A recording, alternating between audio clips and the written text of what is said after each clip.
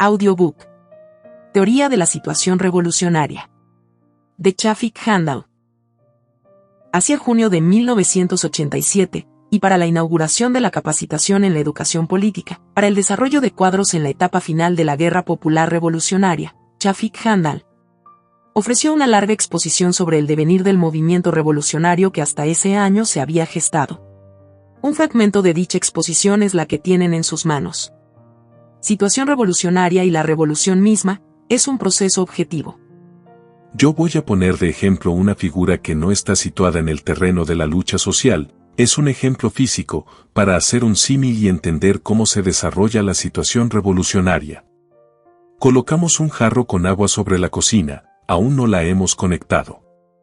El agua está estable, allí no pasa nada, pero encendemos un cerillo y empieza a calentar, como si iniciara la crisis estructural, cambia la situación molecular, pero no se crea inmediatamente un cambio completo. Para que llegue a haber un cambio completo se necesita un periodo de calentamiento.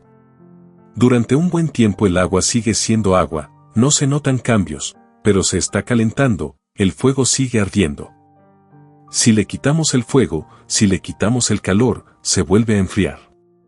El calor sería aquí la crisis estructural, el agua serían las masas, entonces resulta que está calentando, de repente hay un cambio, empieza a bullir.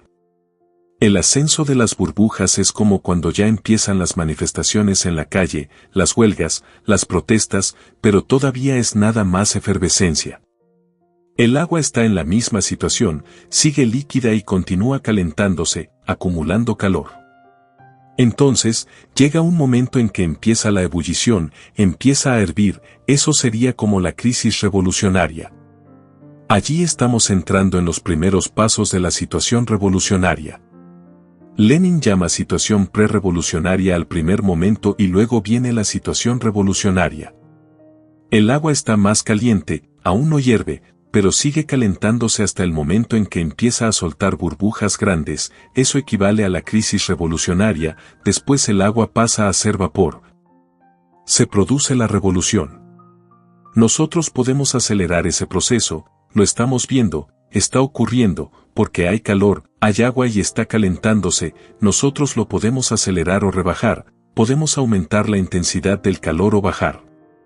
El enemigo también puede hacer lo mismo. Incluso puede apagar el fuego. Son factores subjetivos que dependen de nuestra voluntad. Pero también existe un proceso objetivo que se desarrolla independiente de nuestra voluntad. Es necesario entender la diferencia entre lo objetivo y lo subjetivo. La situación revolucionaria es objetiva, no tiene que ver con lo subjetivo. Es decir, las condiciones subjetivas no entran dentro del concepto de situación revolucionaria, dentro de este figuran solo las condiciones objetivas. Pero nosotros podemos acelerar la maduración de las condiciones objetivas y, por tanto, la maduración de la situación revolucionaria. Es necesario tener en cuenta lo anterior para no caer en dos tipos de errores. 1. Creer que la vanguardia puede hacer lo que le da la gana, no es así, tiene su límite.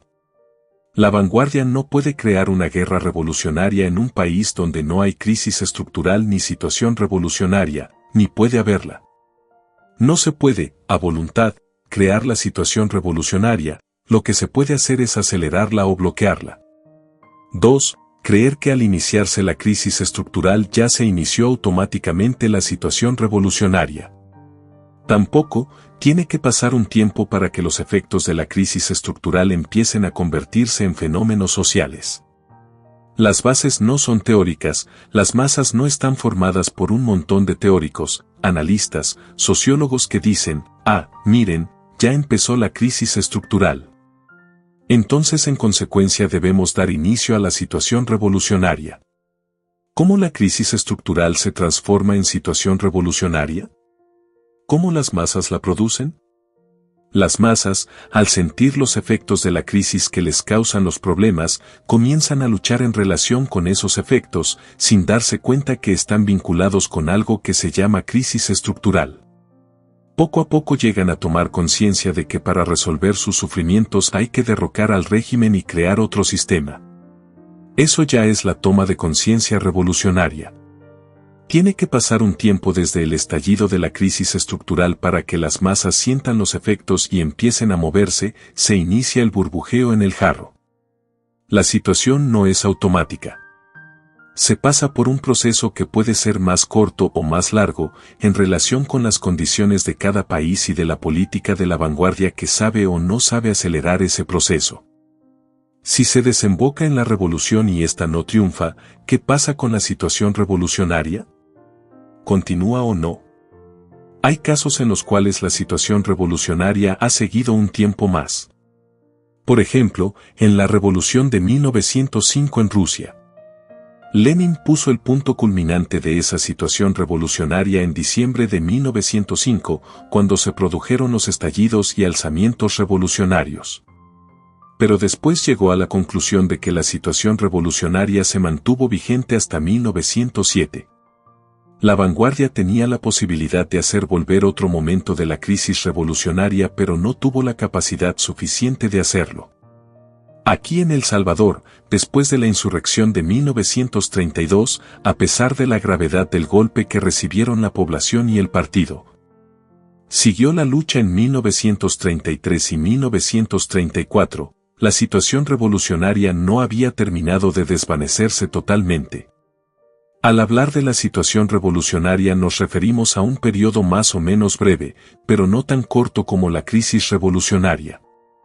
Es un periodo que puede durar años, pero en algunos países en dependencia de las condiciones concretas puede mantenerse solo meses. ¿Qué es lo que ha permitido extenderla en el caso nuestro? La guerra popular revolucionaria. Si la revolución no triunfa y recibe una derrota, se descabeza todo. Es un golpe muy profundo, a raíz del cual se entra en un periodo de contrarrevolución también muy profundo y sólido. Termina la situación revolucionaria, aunque la crisis estructural continúa, a menos que la contrarrevolución ponga en práctica una serie de reformas que cambien el medio económico-social y el modelo del sistema. De modo que sí, puede haber crisis estructural sin situación revolucionaria, tanto en el periodo inicial de la crisis estructural, como en el caso de que la revolución sea derrotada, sufra un golpe muy profundo y se entre en un periodo de contrarrevolución.